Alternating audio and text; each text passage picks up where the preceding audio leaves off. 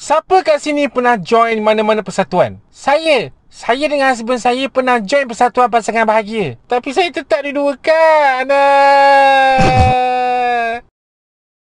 Okey. Jangan gelak Tak baik. Akak, jangan bawa masalah rumah tangga kat sini kak. Saya pernah join, tapi bukan persatuan. Dia lebih kepada kelab. Nice. Kelab apa tu? DJ kelab malam. Oh, yang sewat-sewat tu. Itu bukan kelab. Itu kelam dunia kau, dek. Tak apalah. Biar aku je yang cerita. Aku pernah join banyak persatuan dan kelab waktu aku belajar dulu. Tapi aku akan mulakan dengan persatuan dan kelab masa aku kat sekolah menengah dulu. Cerita dia macam ni. Biasanya untuk pelajar tingkatan 1, kita orang akan pergi meraya-raya untuk cari kelab dan persatuan yang kita orang nak join masa awal-awal buka sekolah. Masa tu, kawan-kawan aku semua berebut nak join KRS, PBSN, Cadet Polis lah. Tapi, aku sebenarnya tak minat kawat sangat. Bukan sebab aku takut kulit aku gelap. Memang dah gelap dah pun. Tapi memang aku tak suka duduk tengah panas. Tambahan pula, aku ni kuat berpeluh. Risau orang tertukar bayang-bayang dengan lopak air. Jadi nak dijadikan cerita. Masa tu aku ada dengar ada persatuan yang baru ditubuhkan kat sekolah aku. Persatuan silat. Aku jadi minat lah nak join sebab orang kata nanti training silat akan buat kat dalam dewan. Jadi best lah kan? So aku pun join. Disebabkan persatuan silat baru lagi masa tu, kita orang tak ada baju uniform untuk silat. Jadi setiap kali hari Selasa, kita orang just pakai baju sekolah biasa je. Aku macam penat kat lah nak kena menjawab dengan cikgu setiap hari Selasa bila diorang tanya kenapa aku tak pakai baju uniform.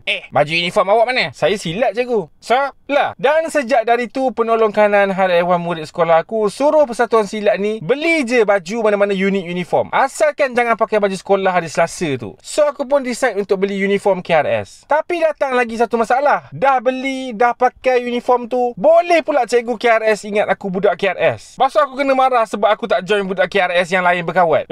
Awak ponteng Saya silat cikgu. So lah. Dan aku ingat lagi, aku pernah tersilap setrika baju KRS aku tu sampai berlubang. Dah mahal baju tu. Tapi aku tetap pakai baju tu sepanjang tingkatan 1 sebab aku bukan orang senang. Lagipun persatuan aku dah nak keluarkan baju diorang dah. Jadi setiap kali jalan nak pergi kantin ke, aku akan tutup belakang baju aku tu dengan tangan aku sampai aku jumpa kerusi yang aku boleh sandar untuk cover lubang kat belakang aku tu. Dan bila aku masuk je tingkatan 2, Alhamdulillah, persatuan silat aku akhirnya ada uniform kita orang sendiri. Tapi kan yang tak bestnya, persatuan silat aku ni jarang ada training pula masa tu. Kalau hari Selasa, kebanyakan masanya kita orang akan duduk dalam kelas. Lepas tu cikgu kita orang masuk suruh buat logo. Sampai kesudah buat logo. Aku okey je. Cuma rasa macam ketinggalan sikit lah bila member-member aku yang lain cerita diorang pergi camping, pertandingan berkawat semua. Aku ni persatuan silat, nak kawat tu macam tak kena. Tapi aku still lah setia dengan persatuan aku ni sampai habis sekolah. Dan sempat merangkul jawatan setiausaha untuk persatuan aku tu. Strong lah sikit resume aku nak apply jadi YouTuber.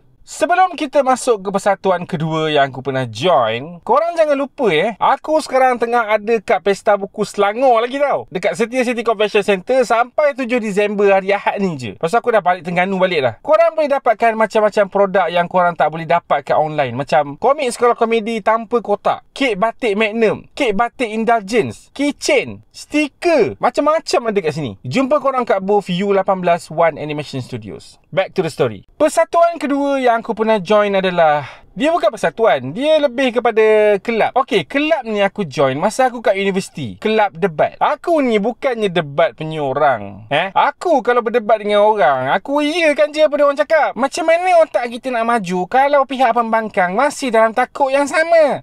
Betul tu. Aku sebenarnya suka kelab ni, tapi macam mana nak cakap aku ni mudah rasa cringe. So aku keluar daripada kelab tu dan join kelab yang lagi cringe. Nasyid. Oh my. Macam mana aku nak start Okey, aku sebenarnya ada stage fright tau. Teruk gila. Kaki aku ni pernah menggigil masa masuk pertandingan azan sekolah rendah dulu. Dia punya menggigil tu sampai orang ingat aku imut. Dan aku pernah dengar, untuk kita atasi ketakutan tu, kita kena hadap ketakutan tu. Jadi sebab tu lah aku join nasyid. Kau bayangkan, nak bercakap depan orang pun aku takut. Ini kan pula nak kena nyanyi depan orang. Jadi plan aku sebenarnya macam ni. Aku rasa kalau aku dah terbiasa menyanyi depan orang, apatah lagi nak bercakap depan orang. So mungkin itulah satu-satunya cara untuk aku atasi stage fright aku ni. Jadi aku pun join kelab nasyid tu. Dan sebab aku aktif join kelab nasyid tu, aku dapat stay college, dapat bilik single. Tapi nasyid yang aku join ni, dia bukan macam nasyid sekolah. Dia macam ikut -1 gitulah. Tak profesional lah senang cerita.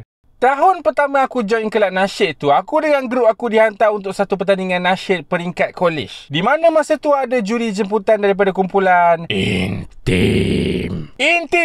Intim judge aku. Dia ambil alih kecetuhan. Tak ada, judge untuk pertandingan nasyid tu je lah. So kita orang pun praktis sampailah ke malam pertandingan tu.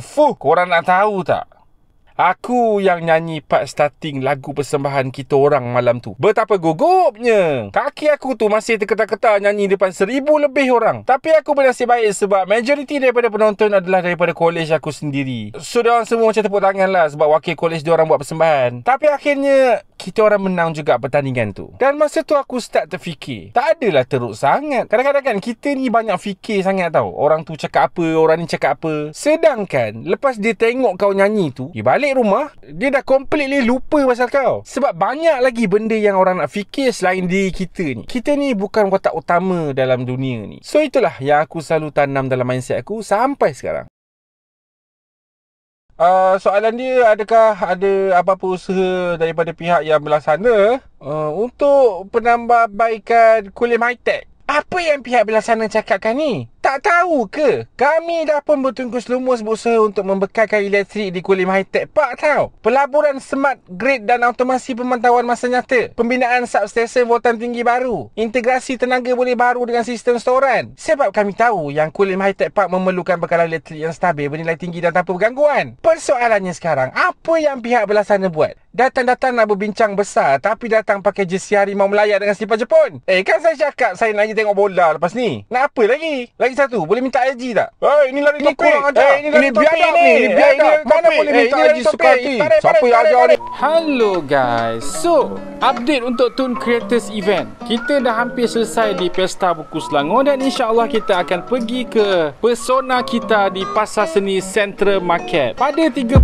Disember ni sampai 7 Januari. Jumpa korang kat sana pula. Kali ni aku dengan Sumi akan ada kat situ. Alright guys, thanks for watching. Okay, bye.